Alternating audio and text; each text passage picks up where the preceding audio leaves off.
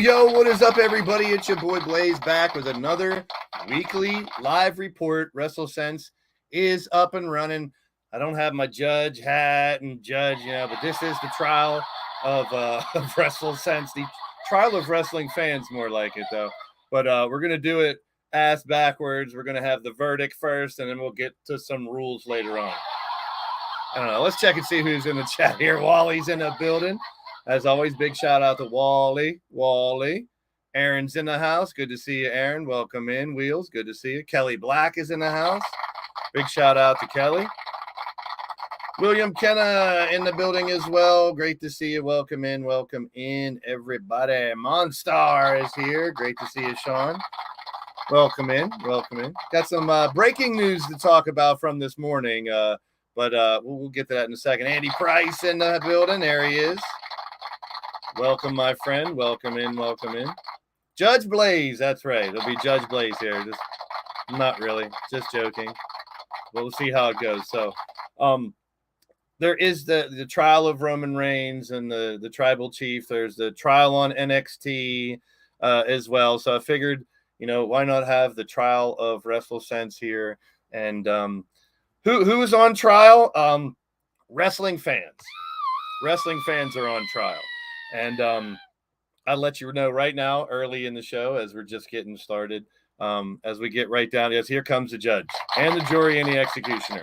Now, but WrestleSense means you can like who you want to like, hate who you want to hate, cheer who you want to cheer, boo who you want to boo. Everyone has their own WrestleSense, and you're entitled to those opinions. But I'm here to tell you that wrestling fans are guilty. Wrestling fans are guilty. What are they guilty for? Bunch of things. Wanting too much. They want too much. They expect too much. Complaining too often. You know me, I'm more about the positive side. And trying to make a story out of everything. Backstage stuff. They know what Vince McMahon's thinking.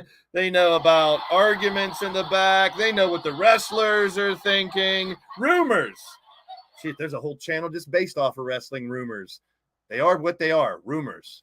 So rumors are just rumors. There's a channel that's all they do. They act like all the rumors are true. So to each their own.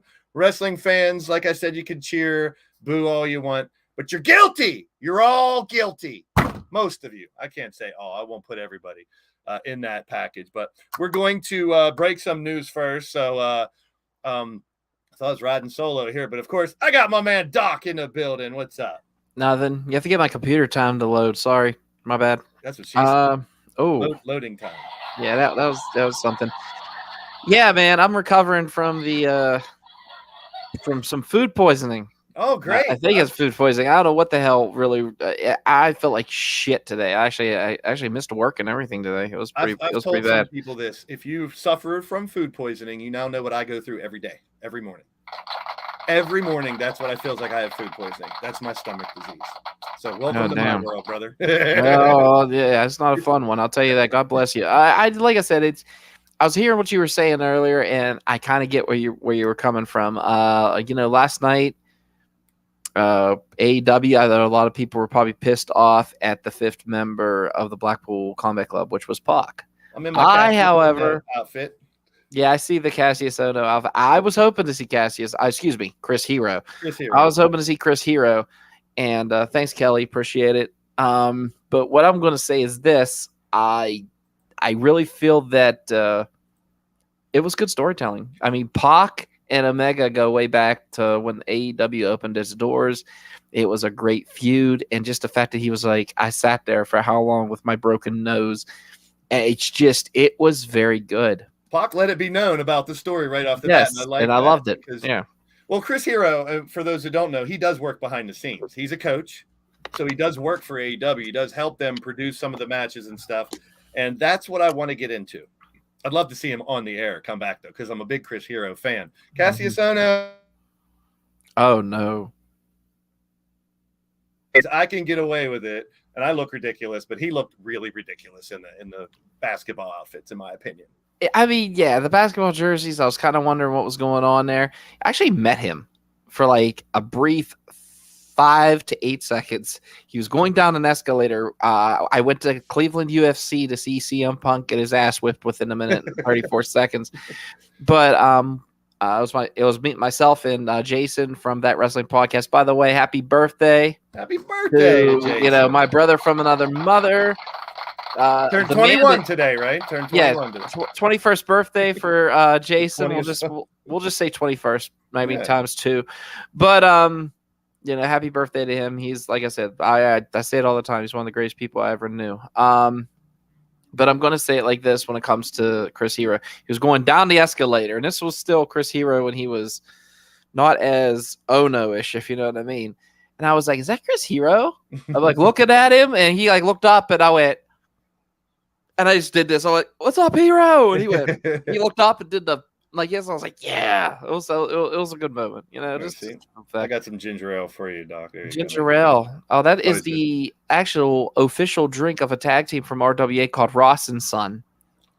It is basically my 3 sons. I love ginger ale. Yeah. Yeah, it is one of the most twisted tag teams out there. It's just very uneasy what these guys do, but they come to the ring to the Mr. Rogers neighborhood theme. It's pretty cool.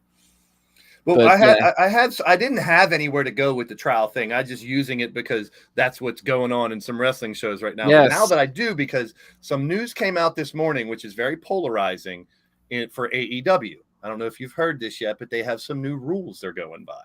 Are you talking about the moves on the list or whatever? Yes. Okay. So is that legit? Let's share this. Yes, I've watched 4 podcasts today talking about it.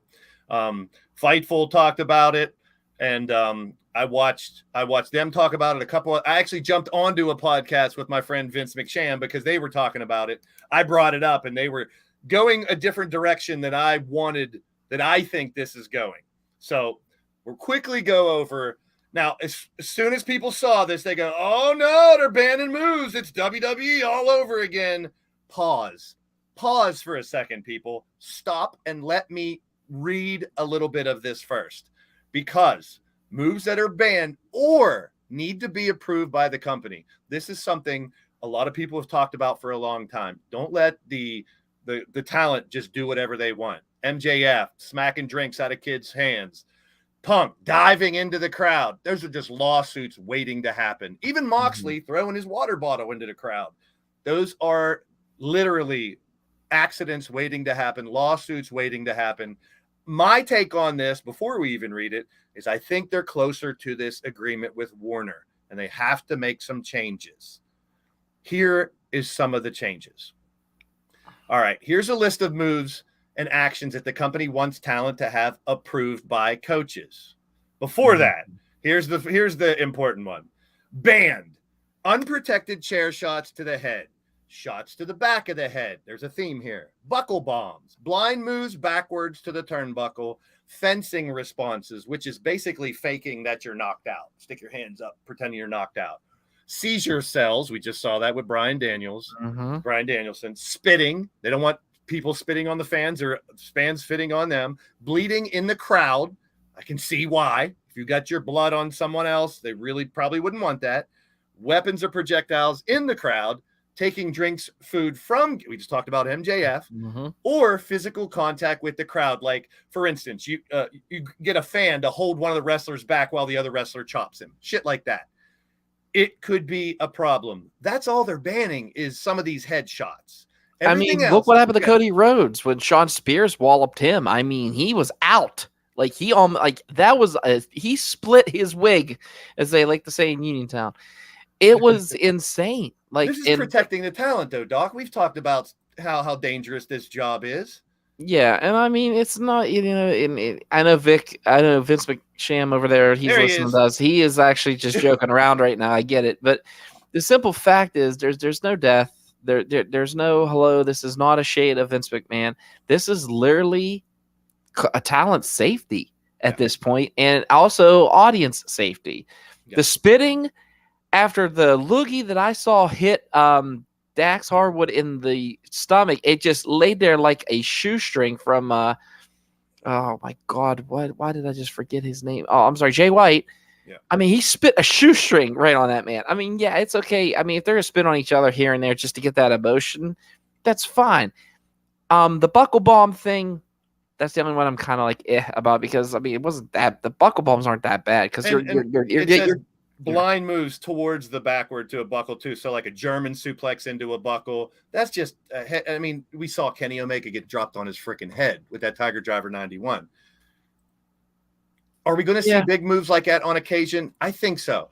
And the thing that me and Vince were debating as well, is I saw on other podcasts and tweets and stuff, they think the product's going to change because of this. I don't think the product's going to change that much. I don't think it is either. I mean, AEW is, I mean, they have ratings. They have a huge fan base. There's a reason for that fan base. They're going to want to keep that fan base. But they're also going to want to keep this deal with Time Warner. What people are not realizing is this. The simple fact is, if you are going to be on HBO Max, that is no longer $50, $60 a pop for a pay-per-view. Yeah. You are getting that. All Out and All In are back to back. Yeah. Here's the thing about that. Do you really want to pay $60 for 2 straight fucking weeks? Or do you want to pop Max on and hit enter? Well, you know what else, Doc? We're seeing less cussing, less F-bombs and shit bombs on AEW. I don't know. There was one on Dynamite. Well, they'll let the holy shit chance go, which I like. I don't think shit should be a banned word at all. But let's talk about banned. That's what they banned. Just some of the headshot stuff, faking seizures, spitting, bleeding in the crowd. Here's stuff that people are getting lost in translation. These are just things that need to be approved.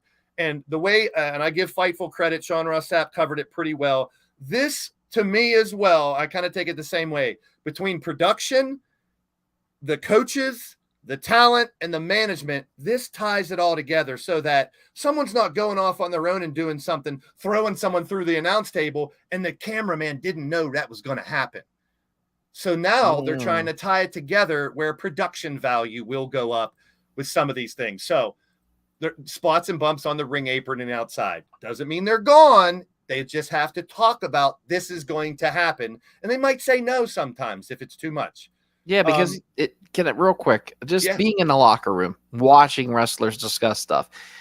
If 3 matches in a row are going to work the arm or do a 360 out thing, that's how a product gets stale. Yeah. RWA, there was a gentleman by the name of Brian Johnson, and I'm going to go ahead and just pull the curtain back just a little bit, not too much. Brian Johnson walked in and said, "Is anybody here working the right arm?" And everybody gave him this weird look. And he says, "If somebody's working the arm, let me know so I can, work another body part." We'll just say it like that. And it was respectful. It was his first time in RWA at that time. And it was just awesome because many people do that. A lot of people everybody goes in their own thing, discusses their match, but the simple fact was, the simple fact is some of these dives, some of these top rope moves, Vikingo is going to kill himself one day, especially with the. I don't think that's going to go away. It's just he's going to, for instance, hey, I'm doing this. Say in the main event, there's going to be a nasty pile driver to end the match. Do you want 3 or 4 pile drivers where people kick out earlier in the show? No, you want that to build up to that one. So I think this just helped communication as a whole for them. But just to run through some of these elevated spots outside the barricades, dives and ladder spots on the stage around the arena, pile driver tombstones, sit out drivers, hurricane rana, poison ranas, high risk maneuvers, 450s, 360s, double moonsaults, intentional bleeding, which I'm sure Moxley's people said, "Oh no, Moxley's not going to bleed." He's still going to bleed. He's just going to let them know he's bleeding. But the thing is, Moxley at this point can either sneeze or fart like Ric Flair, and he's gonna bust open at this point. And as another thing, I did talk a little bit with Vince about, and we've wanted things like this, and we've wanted AEW to have. We want better products all around in wrestling. I think we all do, and we wanted more a hierarchy below him, helping him book. And now we know Bryan Danielson and Moxley and the Punks, in other words, have input where they're helping book. They're not just on the fly diving into the crowd or spitting or knocking a drink out. But do you really think they're going to take away weapons completely? No, not in AEW. They're not. No. But if someone's going to win the match with a hammer, heaven forbid, in match number 2, someone goes under the ring and brings out a hammer. I get it. I get where they're going with this. I'm not looking too much into it. Throwing weapons or chairs. So wait, thumbtacks, skewers, barbed wire. The skewers thing I get because I've seen some people not walk away from a fucking skewer. That's too much for me. Pac is able to do his 630 if he wants to. How about hanging? I don't like the hanging spots. When they hang someone over the outside of the ropes and stuff. We don't need that. We don't need it. It's unnecessary. Injury spots or angles where medical's not involved. That's goes back to faking being knocked out or faking a seizure like Danielson did. Any physicality or crowd brawling. Now people are drawing your conclusion. Oh, there goes Stadium Stampede. No, it doesn't. These are just things that need to be approved. So what's the other one? What's the other one where they fight? Not Stadium Stampede. What's the other Blood one? and Guts is next week. Do you really think they're going to have Blood and Guts without blood? Yeah, and then not just Blood and Guts. I'm talking about what's the other one they had? There's the Stadium Stampede. What's the one where they fight through the arena and there's people and Anarchy in the arena. Yes. Anarchy in arena is still going to happen, folks. Yeah, Don't worry. Please take a breather. Physicality involving referees, managers, celebrities, special guests. I've heard stories about people going into their own and just beating the shit out of a referee. Yep. You can't do that. Yep. Unless it's planned. Do I feel like AEW's talent would do that to their referees? No. The referees in AEW, when it comes to Aubrey Edwards, when it comes to Ryse, those guys, they're respected. They're respected, like, just all around the board. So I don't really think they would do that. But the simple fact is, if you have a celebrity that's doing something, that's more WWE than anything, because you don't really you see AEW like rappers. Some of them rappers don't understand. Hey, if I punch this dude, he might not feel it in the ring, but you know what? You're not trained. You're gonna get walloped. I mean, if you look at there's a happy medium, Doc. I don't want overproduction. Like, I don't want a complete script for people's promos or here's every single move you do. But I don't want them doing shit on their own either and messing up the production value of a show. So I hate to use Paul White as an example in Big Show, but if you look at Floyd Mayweather and him, when Floyd Mayweather hit him, he broke his fucking nose. He really did. He said, "Hit me. It's cool." And Floyd's like, "Are you sure?" Like Floyd Mayweather was talking about. He's like, "Are you sure, big man?" He's like, "Yeah, just give me a good one." He did. He fucking if it's a planned goddamn spot, nose, like Dante Martin's freak accident with his leg. If that was a planned spot and they practiced it, he knew he was going to do it, and it happened. It's a freak accident. If he went out on his own and just did some move he wasn't supposed to do and got hurt, that's a different story. Yeah, I think this helps eliminate that. I don't know, but once again. Guilty. Fans are guilty for over analyzing things and making mountains out of molehills and stories where there's really not stories. We had that. I think I'll bring it up later. Let's get to the Six Senses. I'll bring up things I don't want to bring up for reasons, but I've got some fun shit too. Go ahead.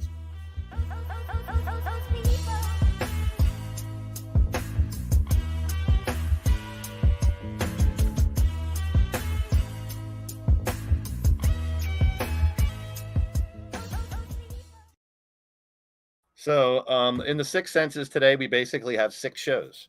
So every week we could do this: SmackDown, Rampage, Collision, Raw, NXT, and Dynamite. Because we'd have 6 big shows basically every week. So we'll start out with number 1, which is SmackDown. And of course, speaking of trials, we'll get to the trial. But did you know? I didn't know this. Money in the Bank 2023 was the highest grossing arena event in the history of WWE. That says a lot, man. Yeah, it does, actually. I mean, simple fact is Money in the Bank was in England, right? London, UK, whatever.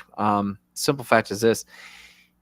They need a WrestleMania in England. That crowd was fire, and I thought... We're getting one. It's called All In. Oh, okay. I'm talking. I know. I did that joke somewhere else, and all the WWE people were all over me when I said it. That's okay. Let them cry. I talked to this on Vince's show too, and we talk about it a lot. I try not to compare the two. I want them both to thrive. I got favorite things about both of the companies, so it's not like botches are a whole nother thing I didn't even bring up.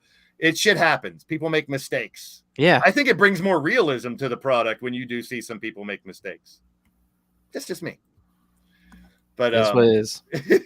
I just quote my father-in-law. It is. I think Roman should have done this. He should have played the 5th. Jesus.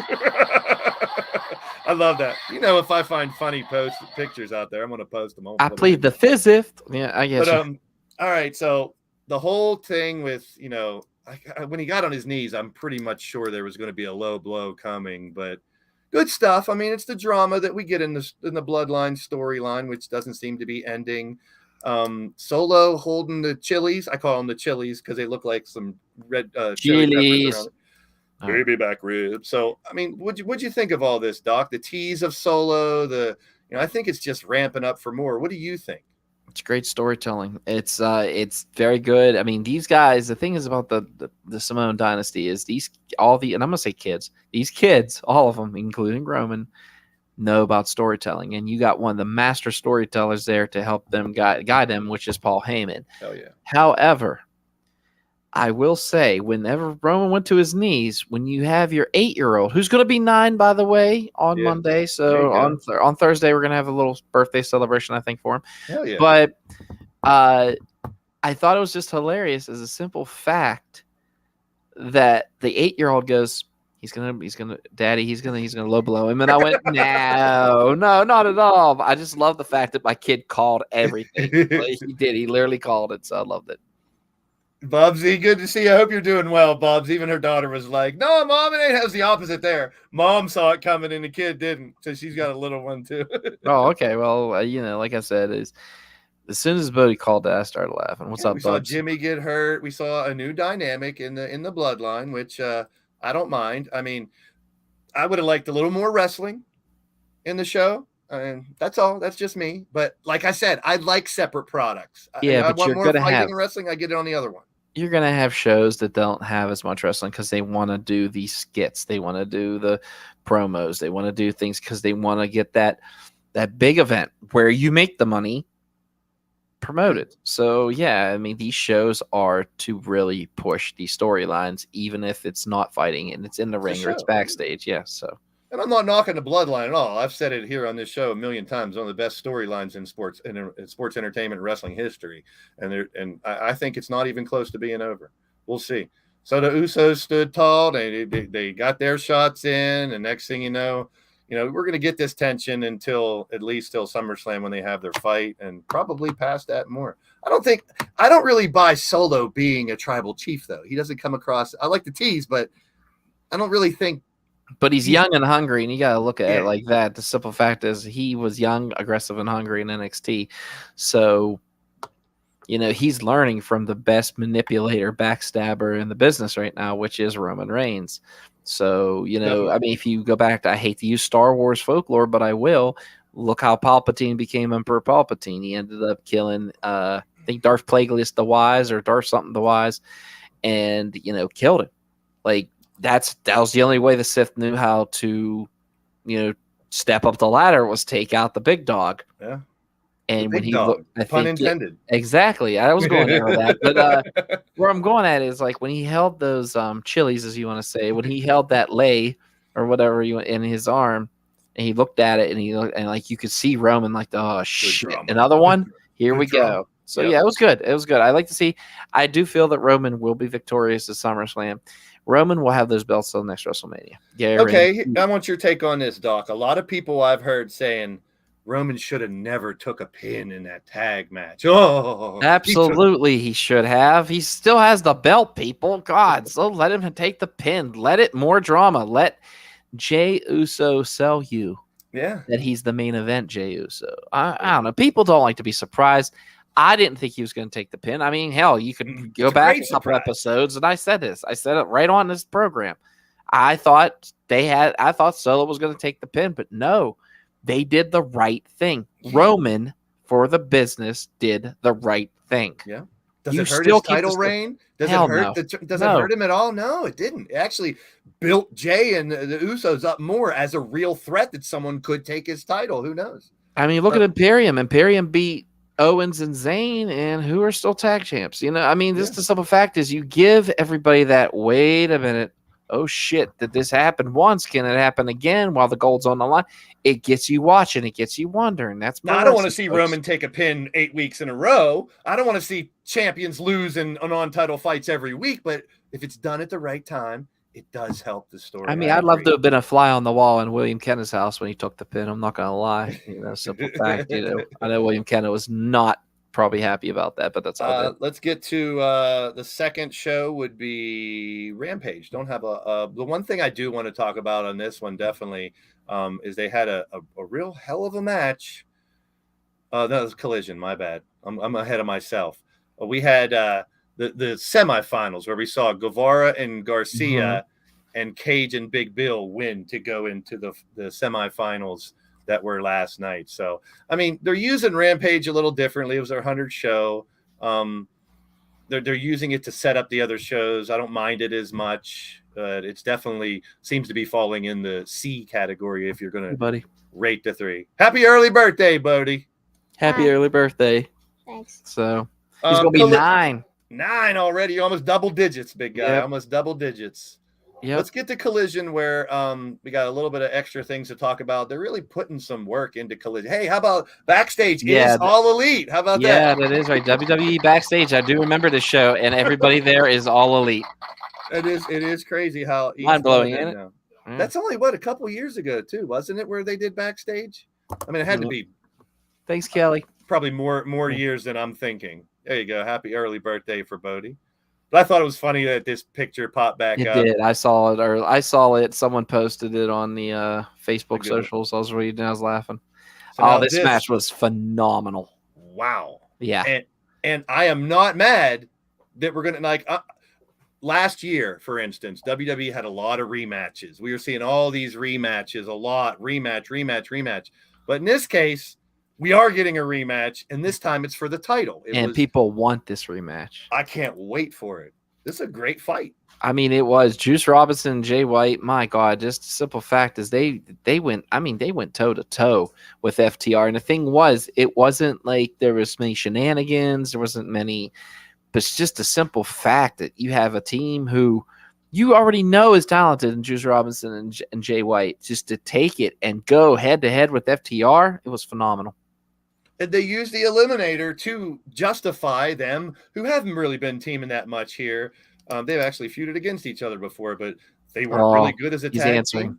Yeah, he's replying here. I see. That's okay. It's okay. And now they justify the tag title shot by beating them before. There was a great false finishes in that match and everything. So I can't wait for this Saturday to see them fight again. Yeah, just as long as Jay White doesn't spit one of those nasty like my wife was gagging. You saw that because like poor Dax had to roll around with that on him. It just didn't go anywhere. It literally was like bloop, and I was like, yeah, it was Big nasty. Chuck in the house. Good to see you, man. Keep those thumbs up coming, man. We got 8 up on the board. We can get that to double digits. What else here? Another one I wouldn't mind seeing a rematch. I think we are going to is Punk Samoa Joe. I think we might see that one again. That's definitely a feud that's brooding right now, and I'm loving every minute of it. I mean, I love the backstory. They showed all the backstory. Doc, I didn't watch ROH back then. Oh, so you didn't get to see any? Okay, so yeah, like I said, like with CM Punk and Samoa Joe was always a legacy, but this was the guy that always had Punk's number. And for Samoa Joe to be like, after all the bullshit that's been happening, especially with that man up there, CM Punk, simple fact is, let's do it. Let's end it here. Let's do it here. Let's let you progress on to the Owen Hart tournament. Let's, boom. I thought that was great. It was a great fight. So Collision's been putting on. I've tried to. It seems different than Dynamite to me. Do you get a different vibe out of Collision than you do Dynamite? Little bit, but not too much. But I really love the whole. Like if you go back, I think I said this before. If I did, I'm sorry. CJ likes to bitch about me repeating things. No, you're fine. Saturday night's main event. If you remember, whenever you would turn your TV on at 11:30 and pray to God that Saturday Night Live wasn't on, and this was. That's how I used to do, because we didn't have guides back in the day. We didn't know when it was on. I would just turn on 11:30, 11 o'clock every Saturday night just to make sure I saw it. But I will say, just simple fact is, when it comes to like that Saturday night's main event vibe, because there would be promos right before the dun dun dun dun dun, that music. But you would have those promos beforehand. I remember the one time I turned it on and I was so excited because I was like, oh, here we go, Saturday Night Live. And here come Uncle Elmer on, like, and he started eating his fried chicken. He's like, I'm going to win the body slam match against King Kong Bundy tonight. That's what's going to happen because I'm a country boy.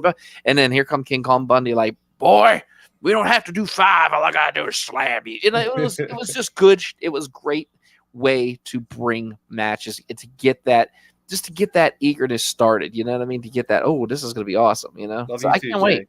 My man Solo Season in the building. Thanks for checking us out. Still stuck at 8 likes. Come on, guys, help a man out. All right, so we had a good Collision, and this Saturday we're going to get 3 hours because they're going to do Collision and then Battle of the Belts right after. Yeah, I already pushed record. I always forget to push record. I always miss Battle of the Belts. Not this time. Yeah, and I think the first couple Battle of the Belts, because I wanted a Clash of the Champions feel, because I remember those. Now you want to talk about my memories of old days? Whenever I'd turn in and there was a Clash of Champions on for WCW, it's like getting a free pay-per-view. Oh, so awesome. So Yeah, I love those. So Battle of the Belts hasn't been as great. I mean, until we see like a big title change or something on one of those Battle of the Belts, that's maybe when it'll. That's what's going to get people talking. That's the thing they got to realize. I know a lot of people want to do the pay-per-view loss when. Let it happen. Let it happen on national TV a couple times. I mean, look at Mick Foley when he won the belt against The Rock. I mean, I love the simple fact that Shivani did what he did. I will always, Shivani, I love Shivani, but man, when he did that, that was low. That was a low blow. But the simple fact was everybody went, Mick Foley's getting a fucking belt on Raw? Click. It reminds me of, well, back in, once again, I was at WCW, Mark. Hands of Stone, Ronnie Garvin defeated Ric Flair at a house show for the world title.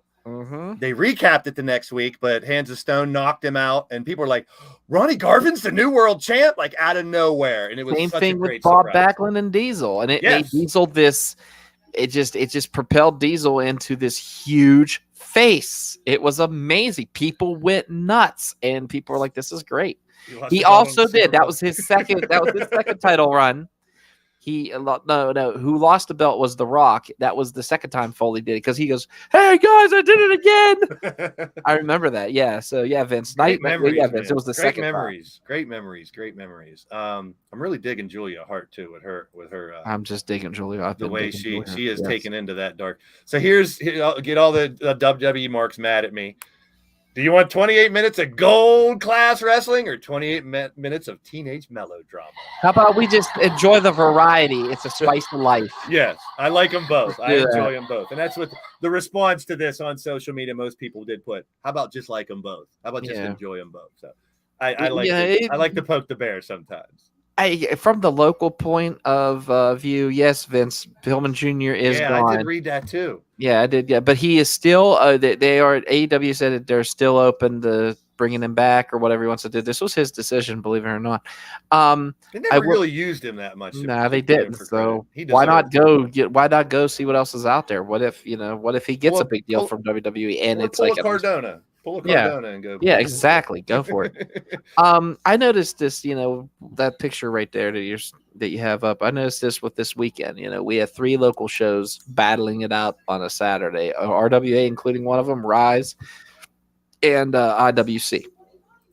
There is not a damn thing wrong with any of those companies. Nothing. So wherever everybody went, they were entertained. We still pulled in 1 to 200. Ryse had a huge following because they had the Ryse Rumble, which they had some really, really good talent in that one. They said, my heart goes out to Tad Jarvis. One of his best friends stabbed him in the back. So, hopefully we can, hopefully he'll bounce back from that. But they'll be at the fair. They'll be at the fair in August. They'll be at the fair in August, but that is great publicity. Ryse is smart for doing that. Big shout out to Jace Mara, friend of the show. He got a big singles match. Yes, he does. He has a huge singles match, and I really hope he just wallops the shit out of who he's against. I'm not going to get into it because that person will try to jump on here, threaten me. It's a hell of a match for like one of his first big marquee singles matches. We're going to get him on the show to talk about just becoming a pro wrestler, like starting.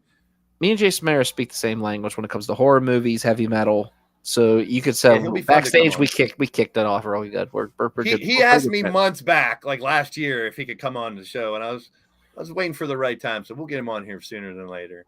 He's gotten a lot bigger than I knew him when he was a little kid. Yeah, he's putting on the right amount of weight, man. Mm-hmm.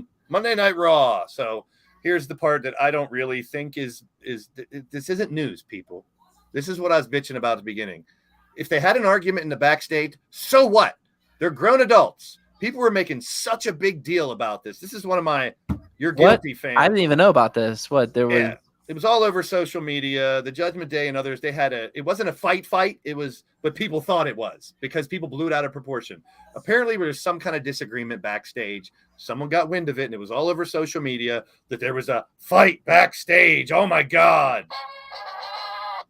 If I had $1 for every time I saw someone argue backstage at a wrestling event, guess what? I wouldn't have to commentate. That's what I said. The fans are guilty of wanting too much, complaining too often, and trying to make a story out of just about anything. They know everybody knows what Vince McMahon's thinking and what he does. Everyone knows all the rumors and everything. I mean, I'm sorry I even brought that up, but it was the news from Monday. Into Tuesday, we're kind of bleeding into Tuesday. This Judgment Day thing on NXT, and they kind of stood tall at the end. But I like the integration of stars into NXT. But here's my question, Doc. Is the dissension within Judgment Day too much like the dissension in the Bloodline?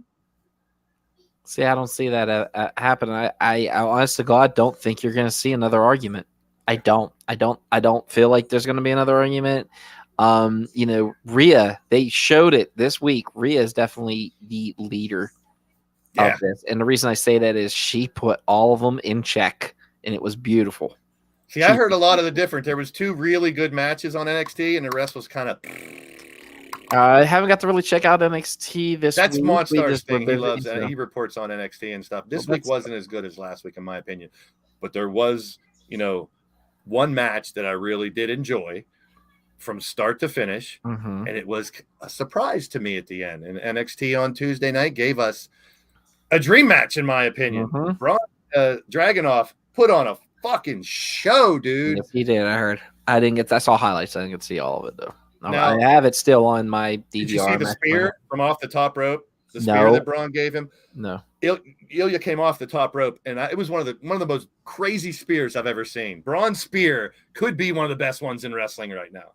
It could be, but this match, and to see Dragunov go over, it's like, is Braun putting people over because he's getting ready to go up? I think he is. Yeah. That's why else would he need another title run, But I'll take these 2 fighting any night of the week, bro. I'll take him and Gunther again, though. Oh, that too. I think we will get that eventually.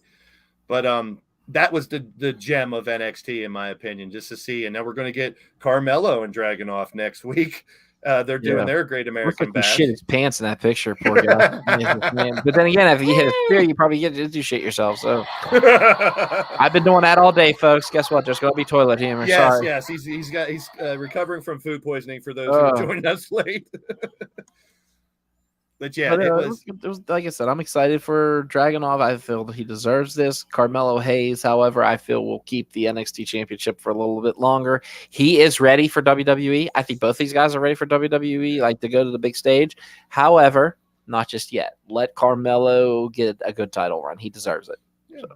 I mean, I take NXT for what it is. It's still testing ground for a lot of people, and they do a lot of the backstage stuff to see how people are. But I do like that interjection of like Carrillo and Garza, who are down there now, and they're Apollo went down.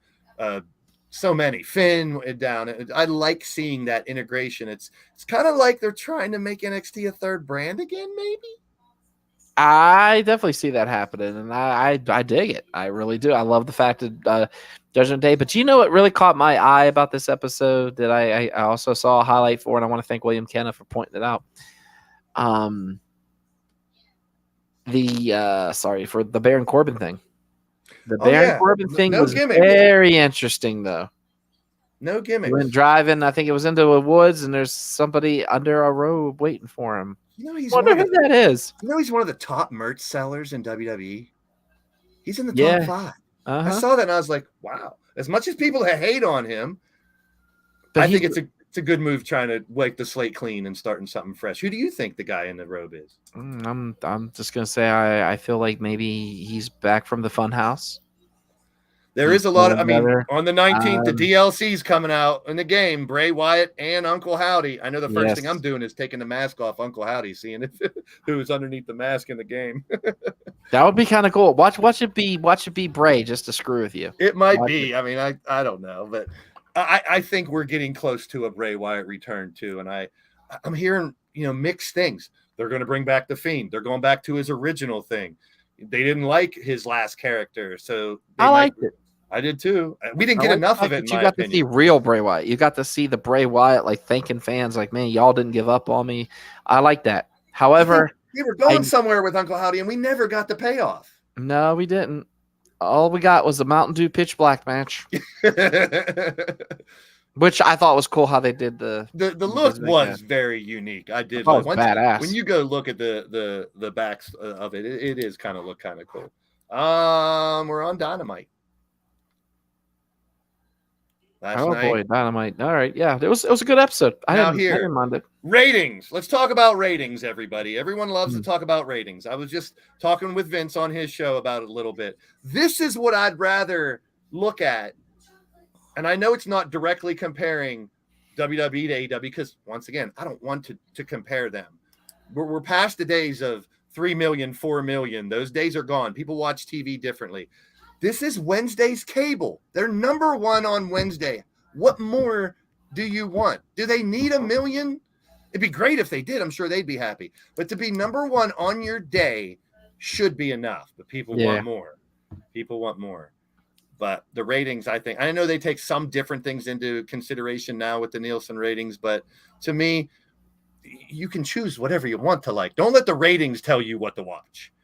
But on Wednesday night, and there's some great shows on there. I know they're not all like Summer NBA, Big Bang Theory's repeats, Sports Center's on every day. Mayans is a great show, in my opinion. I fucking love that show. If you're a Sons of Anarchy fan, Mayans is a great show. And any of the Walking Dead series. I think Dr. Pimple Popper's getting the short end of the stick here. And Guys Grocery Games is all the way down at the bottom poor. But I mean, this is more like the ratings that I would pay attention to. If you're winning your day, that should say something. Yeah, but the thing is at the end, okay, and I almost said at the end of the day, I don't care. I just don't care about the ratings. I care about what's on my TV and what I'm watching. Like tonight, I'm gonna watch the Adrian Adonis episode of Dark Side of the Ring. I'm excited about it. That guy right there, you want to talk about pissing me off as a child? He was one of them because he took away Piper's Pit. It was the flower shop, if anybody remembers. Oh God. I was 50 shades of fucked off. Well, it wouldn't be a WrestleSense podcast without someone delivering pizzas. Oh, what's up? What's up? In the you car, hot on slut? the road. How was physical therapy tonight? It was rough. There was a few times I said, fuck my life, but in a good way. It's fucking pouring down rain, dude. Look, I know it's here too. I need it. Look, I'm in my Cassius Ohno outfit for you, CJ. There you go. Oh, no. Had to wear my jersey for you, bro. Nice. I'm glad you could make it on here. Did you get a chance to see Dynamite last night, CJ?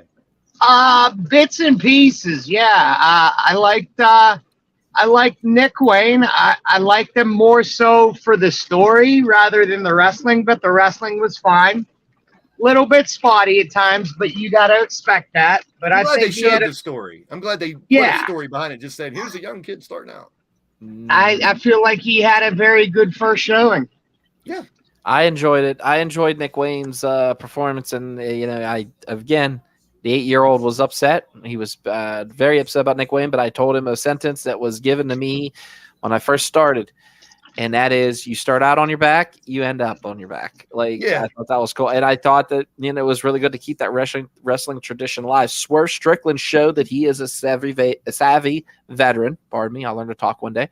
But I really thought that he brought a lot out of Nick Wayne. Plus, Nick Wayne has history with Swerve Strickland. If you watch the highlights, there was one where he caught him in a cutter, like I think it was an indie show, and up in the Portland area where they. Defy or something. I can't remember what Defy. Yeah. But I mean, just think about the kid's 8. He just turned 18 like a couple days ago. Yep. Monday, I believe. And they got him on there, and he's going to develop physically. I mean, I didn't know he had history with his family, so that was all new to me. I just knew he was highly touted. But the fact that he's third generation. Third. Yeah. That's awesome. But he's a product of AEW, you know what I mean? Like when you like okay, I hate this. I hate to bring Hulk Hogan into this, but I will. Like Hulk Hogan was a product of WWF, like the whole Hulkamania, everything like that. I'm not talking AEW days. The only reason I'm bringing this up is some fact that like Nick Wayne, if he propels himself into something, you know, he was in AEW. That's where he was built. That was he was brought out. You know what I mean? Like in front of the masses. So it's kind of cool. I'm Billy Stark, same thing. You know, she's just graduated, and she's she had a match on the pre-show for the pay-per-view. You know, it was pretty awesome against Athena, and she did phenomenal. To the point where I wouldn't want to do this because I like the mix of old and new. But if you took the 40+ characters out of AEW, they have a very big, wide core of young people now in there. Plus, a hell of a farm system just based on what they used to do with Dark. You know, what they might do at house shows and what they did in all these cities when they were traveling around and giving people a chance. Yeah, the opportunities through AEW are amazing. I just wish a certain ref would get his heel together and just one time. We need to see it happen. There's a bunch of names from this area. We need to see him with Aubrey and Bryce, and he needs to really insult Aubrey a couple times, I think, because he insults people, folks. That's what he does best. He's good at insulting people. That's why we love him. That's why we love him. So what about the semifinals? We got Cassidy and Darby losing to Sammy and Daniel in that match. That's the right move. Move. Especially considering who they're going to be fighting. And I think is one of the best things going right now in AEW is the end. I hated it when it started, but I love MJF and Adam Cole right now. Oh, the bar scene was amazing. I mean, MJF it reminded me of CJ. He's high-fiving fans, like playing the face. But something's boiling and bubbling in MJF. I say you put the straps on them for a couple months. I wouldn't be mad at it. I mean, they work so well together. Just Adam Cole's standoffishness and MJF kind of egging him along. It's entertaining as shit. Well, look, he was fighting with Britt before that interview. I love how they're just throwing little pieces of pepper and salt everywhere. You know what I mean? Nick Wayne's going to dip into New Japan as well. The All-Star Junior show. Good. Oh, great! That's awesome. I'd love to see him compete. Thank you, Andy. Thank you, Andy Price. And then of course we got the two names. I was hoping. I keep going to call him Cassius Ohno now, though. Call him Chris Hero, please. Chris, I like the Chris Hero name way better. So, but like I said, I do know he's a coach. He's in the backstage. He's helping out, and whether he fights or not someday, he was rumored to be, the BCC guy. But we got Pac, and Pac told the story right off the bat about how he's waited so long to get revenge. I love that. Good storytelling. We talked about it at the beginning of the show. I just love the fact that he grabbed the mic and said, "I've been waiting how long after you broke my nose?" Blah, blah, blah. Yeah. I loved how they did it. I do want to point out one thing real quick. With the video game thing with MJF and Adam Cole, it gave you that 2 seconds where you feel bad for MJF when he said, "Well, I don't understand." That hits you. It did. He was good. He's a good actor. He did good. He made me feel bad. I'm not. Even my 8-year-old felt bad for him. Don't take this quote wrong, but there's a lot of pro wrestlers that aren't really good actors. But there's a lot that really are great actors. I get you. You know what I'm saying? MJF comes off very, very believable. Can I switch that up on you a little bit? I get the actor thing, but instead of actors, can we just say entertainers? Yes. That's what I would go more towards. They're all entertainers, and they're all really great at what they do, or else they wouldn't be professionals. I had a gut feeling that was coming out of that man's mouth. That's why I was like, I'm just gonna let CJ handle this. That's why I had to preface that with I'm not knocking them as bad actors. Yeah, I got you. You can no, I get it, but like someone being in the business, I would prefer entertainer. That's all.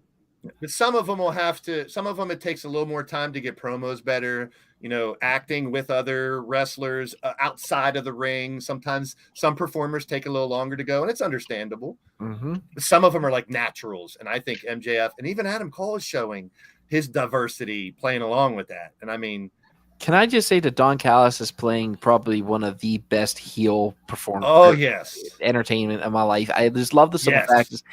When Callis come out and brought out, when you see videos of someone who's passed in your life and you pull on that heartstring just so you could get ahead. I never saw him with long hair either. Yeah. That was low. CJ, what's your thought on that one? Yeah. I like Callis, and I like where I feel like they're going with the story with him and Kenny.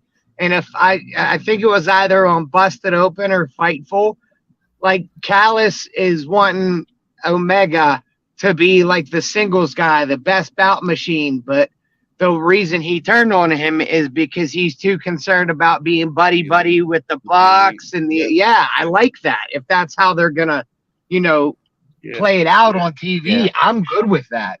And Jericho and Callis have history, and I like how Jericho didn't just say, "Okay, I'll join you." He's kind of playing the "I don't know" card, and now you got Hager talking to Jericho about, "Are you really going to leave us for that schmuck and stuff?" Gave him his hat. He really likes that hat. I like that hat too. I think the JAS is done. I feel like it should be done. Yeah, let it die in the water. Course. Yeah, let it die. I can't wait to see who else. I mean, if you guys could add someone to Jericho and Callis, who would you put with them? I say Punk. Ethan Page. Punk. I'd love to see him. Punk. Punk and FDR. I say you put them in there, and then that would cause that whole elite, and you could take this thing and just watch it go. Just a thought. I like what Page is doing with the Hardys and whatnot. I like him as a baby face, although I feel he's a way better heel. But yeah, me too. Yeah, definitely. He's all ego. So that's the question. Who will join Don Callis' family? I'm intrigued to find out. I think and like you guys said, Don Callis is playing a really good part right now, and I'm very interested in it. I'm going to go with my 2 picks like I did for the Blackpool Combat Club. And I'm going to say Orlando Jordan and I forget who the other guy was I picked. I picked someone out of just obscurity just for the hell of it. But we got the other name who is arguably the hottest free agent in pro wrestling right now. And Kota Ibushi is coming to AEW for Blood and Guts. I mean, the Golden Lovers. I don't know much about the Golden Lovers, but him and Omega were a tag team in the past, and they were pretty successful. And now we have the Golden Elite, if you will. That's cool. It's just cool. As long as they're not the Golden Showers, we're okay. No Golden Showers. Damn it. CJ went out when I said Golden Showers. Golden Showers. I heard it, but I just got home. I just wanted to pop in real quick. Appreciate it. All right, brother. Get well, I'll talk to you guys. All right, see you. So I'm pumped about. I mean, we talked about earlier where I said that I felt that getting like a free pay-per-view during the week, and I think to get a 2-ring cage match like Blood and Guts on regular TV, I'm stoked. So are you sitting down for this one? I was offered free tickets for this. All I had to do was drive, and I had to pass it up. As much as I didn't want to. At where? A friend of mine from hockey was going to buy me and Bodie tickets for Bodie's birthday and say, hey, all you got to do is drive to Boston. And I'm like, oh, it's in Boston. Yeah. I don't know about me in New York traffic. I don't have the time. I don't even know. I might end up being like Jack Nicholson, pull out a bat and start smashing someone's car. I don't even know if there's a way around it. I feel like you're going to have better seats watching it from the TV anyway, the close-ups, all the action. Hell of a gesture. But I thank Tommy, my friend Tommy, for offering, but it is what it is. El Capitan, there's Raph, my boy Raph in the building. Hola, ¿cómo estás, my brother? Welcome in. So yeah, I'm pumped about next week. I'm pumped about the future of Nick Wayne. MJF Adam Cole versus Sammy and Daniel. I think we're going to get MJF and Adam Cole versus FTR for the tag belts. It's going to be awesome. Just don't put that on a pay-per-view because I don't think MJF's going to fight twice. Nah, MJF, what you do is you have FTR beat them. You have MJF blame Cole or, the whole, you did this, well, you did this. We never got to do the double clothesline. Like, make it entertaining. And at the end, have him hug, say, oh, I'm still your friend, blah, blah, blah. And then, boom. When they finally do, they're going to have the biggest pop for a double clothesline in the history of wrestling. Yes, I think that's why they're working towards it. That's a great tease. Speaking of that, I have my bonus here tonight, which is the unwritten rules of pro wrestling. But before we get to that, eat balls. Don't forget to eat balls. I have nothing Shout out for to the that. girl Sasha there. Jesus Christ. I saw that picture. I was like, how can I not? Even though it has nothing to do with this show, How can I not put that up there? It is epic as fuck. I will give you that. Eat balls is great, and Eat especially balls. She can eat my balls any day of the week. Oh, she can eat the whole thing. Okay. Wow. So we're gonna get to the unwritten rules of pro wrestling. I did break these on Vince's show earlier because I was trying to hype up our show, but I saw these posts. Remember the greatest wrestling rivalry brackets? Mm-hmm. Same guy I found on Facebook had the unwritten rules of pro wrestling. Get ready, folks. Rule number 1. Referees can never hear illegal chair shots. Point taken. They never hear them. CJ should have been here for that one, so I could ask him if he ever hears illegal chair shot. That's a good one. Unwritten rule number 2. If you're in a street fight, bring your jeans. You have to wear jeans if you're in a street fight. That's an unwritten rule of wrestling right there. Or camo. I guess camo works too. But if you're in a street fight, please wear jeans. Number 3.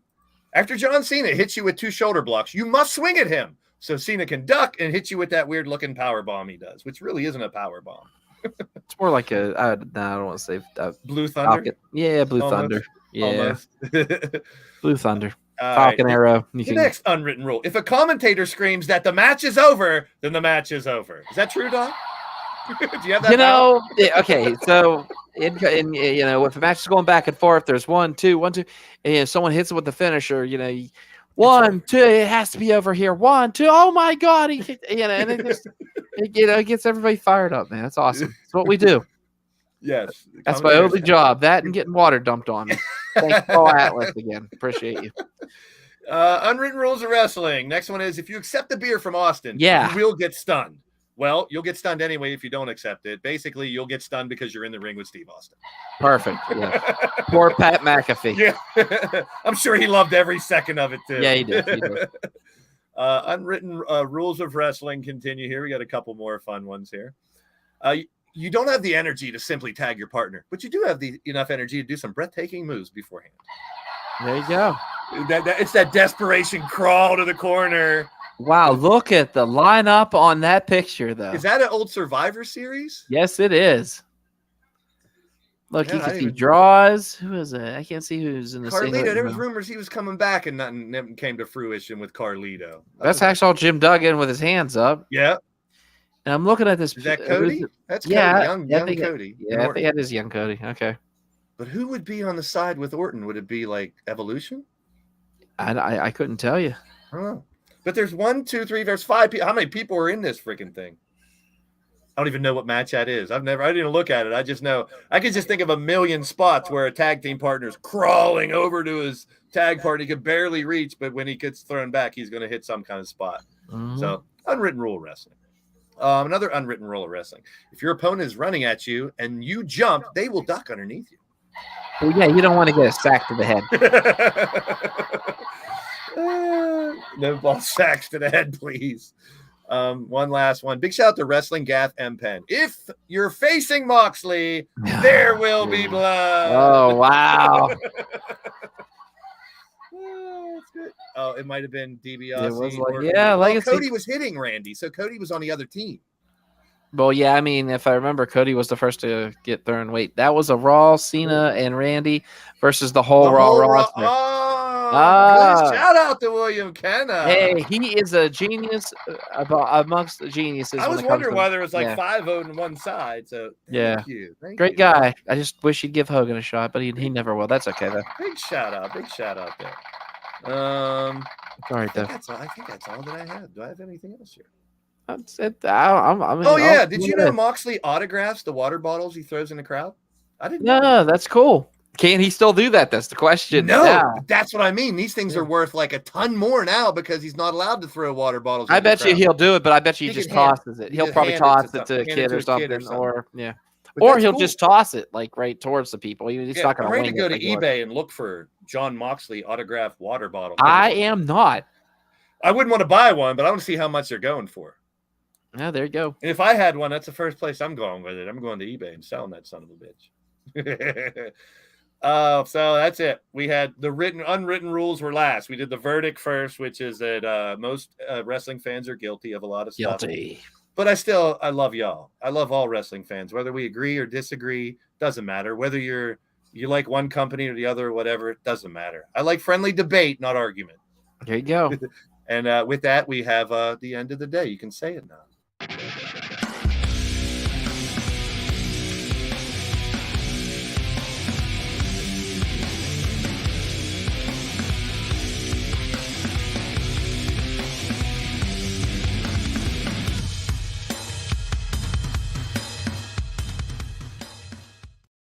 All right, I got an end of the day that's probably going to get me into some trouble, but we'll let you go first.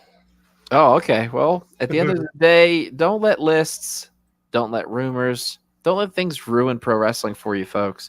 Don't let 3 shows in one weekend ruin pro wrestling for you folks. Just enjoy it. Let it come naturally, you know? Before the internet, man, we didn't have any of this. Everything was a shocker.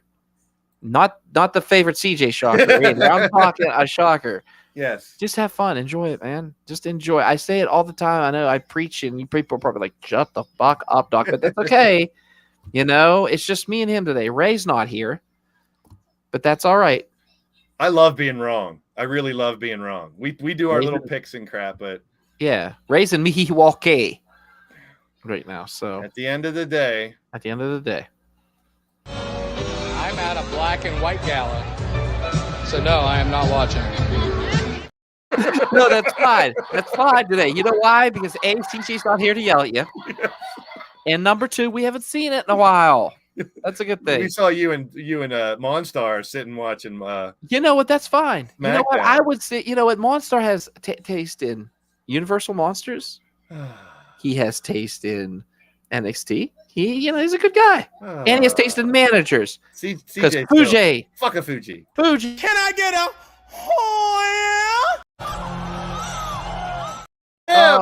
Now you're just playing them all.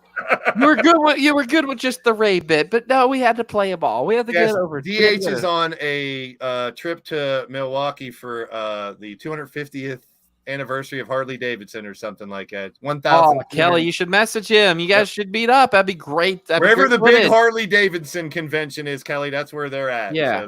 So safe travels to my man Ray and his whole group, because I know they don't travel alone. And William Kenna gave me an end of the day. Look at his real quick. That's at the end of the day. Fuck Hulk. Oh man. Why do I hear that in Iron Sheik's voice? Fuck the Hulk Hogan. Yeah, I know. You son of a bitch. All right, I'm done. Peace and positive vibes, everybody, man. This has been a fun show. CJ, get better. Ray, have a safe trip, and we'll see you next week. Yeah, we will. I'll be live in a little bit for a little LTD, so stay tuned. I'm out. Peace. Peace. So yeah, I guess this is where we spout off like all the ignorant, dirty stuff. But hey, that's I feel like all I should say "oi cunts" or something. Yeah, right. But that's okay because we're here. We appreciate you fans for everything you do. You have a sense of humor, thank God. Some people don't have a sense of humor. You have to here. You know who doesn't have a sense of humor? Grizzly Bears. Don't be afraid to laugh at yourself. I guess. Well, yeah, that too. But grizzly bears or giraffes laugh at themselves. Look at that neck. Oh boy! Could you imagine one of them burying their face? Never mind. But what I'm going to say is this: grizzly bears. Yeah, we don't want to fuck with grizzly bears. Happy early birthday to Bodie, big man. Yeah, happy birthday to Bodie. Happy birthday. Happy birthday to Jason from That Wrestling Podcast. One more time. Jason. Yes. Big shout out to everybody joining the show. Leave us comments if you have. We'll see ya next week. It's been a blast. Peace. Awesome. Keep the comments coming. Lady Devil, Big Shot. At the end of the day, the G1 starts tomorrow. There you go. I'll have to look that up. You guys are amazing, each and every one of you. We love you. Where's the ketchup bottle? I know it's over when the ketchup bottle comes up. Hey, ketchup's fucking delicious. So don't go there. It's being Mr. Kool-Aid. All right. Yeah. Aaron West, it is so freaking good. Butter on a Pop-Tart. Hell yeah. You know what else is good on a Pop-Tart? That. No, I'm joking. It's ketchup. We love you guys.